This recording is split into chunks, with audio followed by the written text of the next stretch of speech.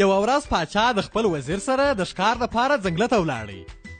دوی ناڅاپه یوه ښایسته هوسۍ ولیدل. هوسۍ داسې ښایسته وه چې پاچا او وزیر یې په کتلو نه مړېدل. پاچا خپل وزیر ته وویل زه غواړم چې د دې هوسۍ ښکار په یوازې سر وکم. د دې خبرې سره سم پاچا پر ښایسته هوسۍ باندې د غوښو باران وکړ. خو هوسۍ ډېره چالاکه وه. د پاچا د غوښو څخه یې ځان وژغورئ. ولاړه په ځنګل ننوتل.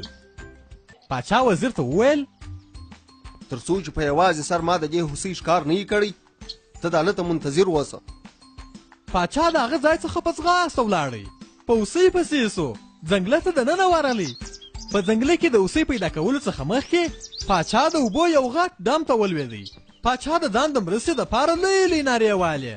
پاچا ډېر بیرېدی ځکه چې دی کرار ډوبېدی. ومې ژغورئ ما وژغورئ. د پاچا نارې وزیر هم نه اورېدلې ځکه هغه د ده څخه ډېر لرې و. هوسۍ بیا د دې نږدې ولاړه وه. د پاچا نارې چې واورېدلې نو دستي پاچا ته ورغلل.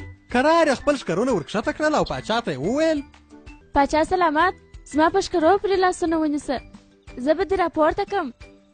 پاچا هم هغسې وکړه. د اوبو د ډم څخه راوختی.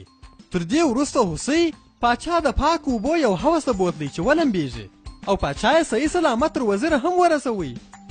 د هغې ورځې څخه وروسته پاچا د ټول عمر دپاره د ښکار کولو څخه لاس واخیستی.